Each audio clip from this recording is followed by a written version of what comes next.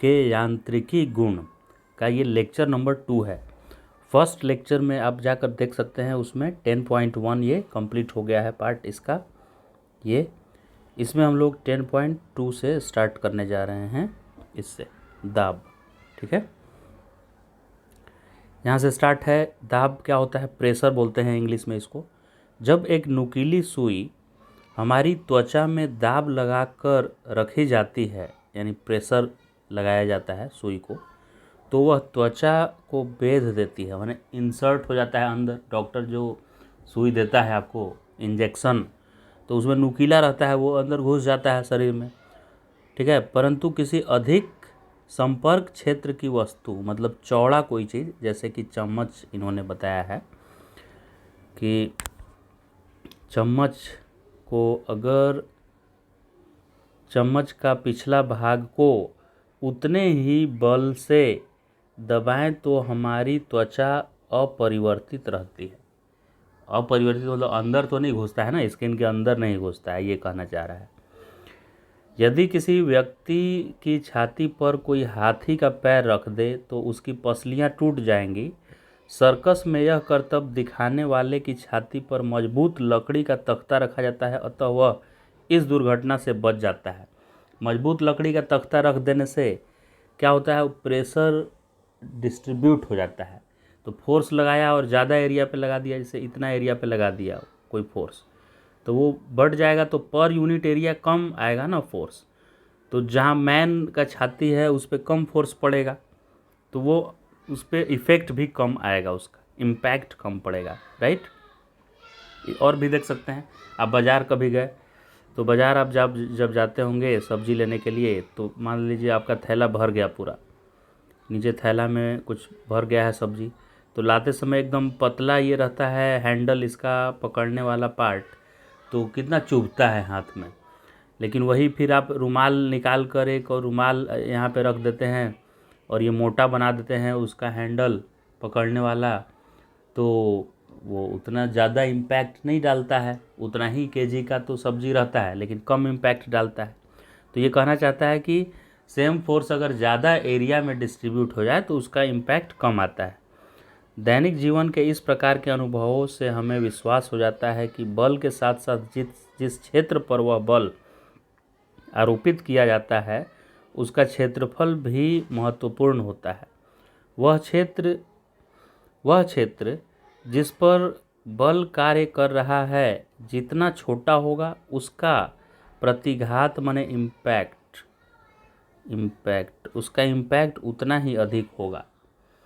Force लगा रहे हैं और कम एरिया में कील जैसा नुकीला है तो ज़्यादा उसका इम्पैक्ट पड़ेगा। यह इम्पैक्ट या यह प्रतिघात दाब कहलाता है। कितना आपके फोर्स का इम्पैक्ट पड़ रहा है उसको दाब कहते हैं। तो दाब का कैसा डेफिनेशन है? प्रेशर को बनाया गया है कि फोर्स आपने कितना लगाया डिवाइड बाई कितना एरिया में वो डिस्ट्रीब्यूट हुआ। तो फोर्स पर यूनिट एरिया करने से ही क्या मिल जाता है? दाब मिलता है, यानी ये इम्पैक्ट ऑफ फोर्स है।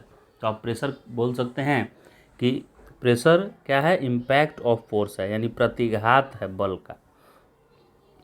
जब कोई पिंड किसी शांत तरल में डूबा हुआ है तो तरल उस पिंड पर बल आरोपित करता है। बिल्कुल सही है, तरल बल आरोपित करेगा। पानी में अगर आप बॉटल को ढक्कन बंद करके डुबाएंगे तो उस पर ऊपर की तरफ बॉटल बाहर फेंक देता है कि नहीं पानी से अंदर, तो यानी कि पानी बाहर की तरफ बल लगा रहा है। यह बल सदैव पिंड के पृष्ठों के अभिलंबवत होता है। अब पानी जो फोर्स लगा रहा है वो 90 डिग्री पे लगाता है। अब क्यों लगाता है 90 डिग्री पे, आइए देखते हैं। तो आप एक कंटेनर यहाँ पे कंसीडर ऐसे हम लोग कर रहे हैं। एक कंटेनर ले लेते हैं, ये एक कंटेनर है और इसमें पानी भरा हुआ है ऐसे। ठीक है, पानी भरा हुआ है। अब इसमें किसी ऑब्जेक्ट को हम डुबाते हैं। देखिएगा, एक ऑब्जेक्ट को इंसर्ट करना है मुझे, ये रहा ये। तो ये एक बॉक्स यहाँ पे इंसर्ट में कर दिया इसको। अब ये कह रहा है कि इसके ऊपर का जो पानी है ना, इस पर 90 डिग्री पे फोर्स लगाना चाहिए, दूसरे किसी एंगल पे नहीं लगाना चाहिए। इसके ऊपर का पानी मान लेते हैं, इतना पानी। ये सब पानी इसके ऊपर ऐसे 90 डिग्री पे फोर्स लगाना चाहिए, ऐसे टेढ़ा फोर्स नहीं लगाना चाहिए, 90 डिग्री वाला ही फोर्स चाहिए। ठीक है, ये फोर्स पूरा ऐसे लगना चाहिए। सर 90 डिग्री पर नहीं लगेगा तो क्या प्रॉब्लम होगा बताइए? 90 डिग्री पर नहीं लगने पर समस्या क्या है, आइए देखते हैं।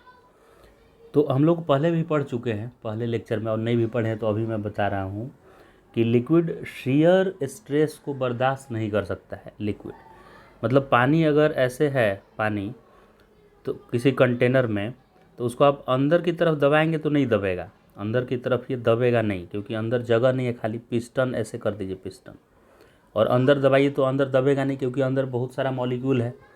लेकिन उसी पानी को आप हाथ से, अपना हाथ लगाकर आगे की तरफ ऐसे माने पानी को, जैसे बोट जो या तैरते हैं आप नदी में, तो तैरते समय कैसे हाथ से पानी को टेंजेंशियली डिस्प्लेस करते हैं, तो वैसे टेंजेंशियली कोई पानी को डिस्प्लेस करेगा इधर टेंजेंट की तरफ, तो वो टेंजेंट की तरफ फ्लो कर जाता है पानी, यानी कि वो टेंजेंट की तरफ फोर्स को नहीं सह सकता है। टेंजेंट की तरफ कोई फोर्स लगाएगा तो वो पानी बह जाएगा उधर, लेकिन अंदर की तरफ कोई फोर्स लगाएगा ऐसे, तो नीचे के मॉलिक्यूल उसको आने नहीं देते हैं। पानी में बहाव होता है, सॉलिड में बहाव नहीं होता है, फ्लो। तो फ्लो किधर को होता है? जैसे आप फ्लोर पे पानी लाकर, और यहाँ मान लीजिए फ्लोर है, यहाँ पे पानी आप गिरा देंगे, तो पानी बहाव होने का क्या मतलब है कि इधर साइड वाइज बहता है कि नहीं, साइड वाइज बहता है। तो अगर ये लिखा है कि ये लिक्विड रेस्ट में है, ऐसा गिवन है कि लिक्विड रेस्ट में है, तो रेस्ट में रहना है तो इसमें बहाव नहीं है इसका मतलब। और अगर ये इस तरफ फोर्स लगा दिया, अगर लिक्विड में माना कि ऐसे फोर्स लगा दिया, ये जो येलो कलर का बॉक्स बना हुआ है उस पर मैं माना कि लिक्विड ने टेढ़ा फोर्स लगा दिया, 90 डिग्री पे लगाता है, लेकिन मैं कंसीडर कर रहा हूँ कि टेढ़ा लगाएगा तो क्या दिक्कत होगा। तो अगर ये टेढ़ा ऐसे लगाएगा तो ये ऑब्जेक्ट भी उसका रिएक्शन फोर्स देगा उल्टा। तो ऑब्जेक्ट बोलेगा कि तू मेरे पे फोर्स लगाया है इधर, तो मैं तेरे पे लगाऊंगा इधर उल्टा, एक्शन रिएक्शन से। और लिक्विड पे जब इधर की तरफ फोर्स लगेगा तो इस फोर्स का दो कंपोनेंट हो जाएगा, एक टेंजेंट की तरफ और एक नॉर्मल की तरफ। तो नॉर्मल तो लिक्विड बर्दाश्त कर लेता है, 90 डिग्री पे जो फोर्स लगता है उससे बहाव नहीं आता है उस पर, लेकिन टेंजेंशियली कोई लिक्विड पे फोर्स लगा दे ऐसे, तो वो लिक्विड में फ्लो आ जाता है, तो बहने लगेगा, जबकि दिया है कि लिक्विड रेस्ट पे है। तो ये कन्फ्लिक्ट कर रहा है उस बात को कि अगर ये टेढ़ा फोर्स लिक्विड पे लगेगा तो उसका एक टेंजेंशियल कंपोनेंट आएगा और वो टेंजेंट की तरफ लिक्विड को बहाने लगेगा।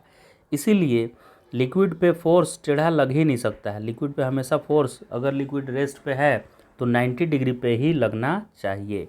इसका एक और एग्जांपल देखिए देते हैं, ये जिसको नहीं आया होगा उसके लिए। पानी के अंदर मान लीजिए ये स्फीयर डूबा हुआ है, ठीक, तो इस स्फीयर, ये जिस शेप का स्फीयर है, क्या उसी शेप में पानी को डिस्प्लेस किया होगा? तो ये अपने आजू बाजू के पानी को देखिए ऐसे स्फीयर से हम बना देते हैं, इतने सारे मॉलिक्यूल को ये डिस्प्लेस किया हुआ है, पानी के मॉलिक्यूल को। ठीक है, ये एक ऑब्जेक्ट है और ये पानी मैंने कंसिडर किया है, पानी।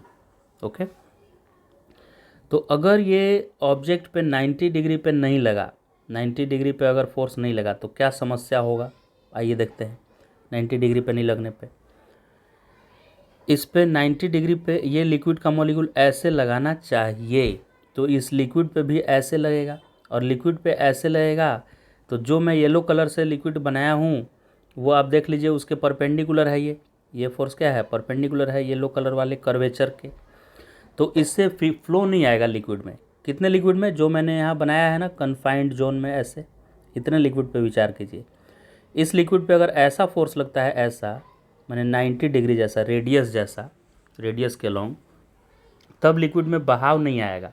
और ये स्टेशनरी लिक्विड में बहाव नहीं आ रहा है तो अच्छा है, लिक्विड तो मुझे रेस्ट में दिख रहा है और ये भी बोल रहा है कि बहाव नहीं आ रहा है।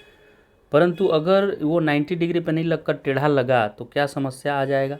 अगर टेढ़ा लग गया तो क्या प्रॉब्लम आ जाएगा? देखिए, अगर इस पे ये इधर की तरफ नहीं लगकर इस पे किसी और डायरेक्शन में लग गया, ये भी नॉर्मल ही है, ये भी 90 ही है, मुझे 90 के अलावे कोई लेना है, तो अगर ये येलो कलर वाले पे ऐसा कोई फोर्स लग गया, ऐसा परपेंडिकुलर नहीं लगा, ठीक है, दूसरा कलर रुके चूज करते हैं जो दिखे आपको।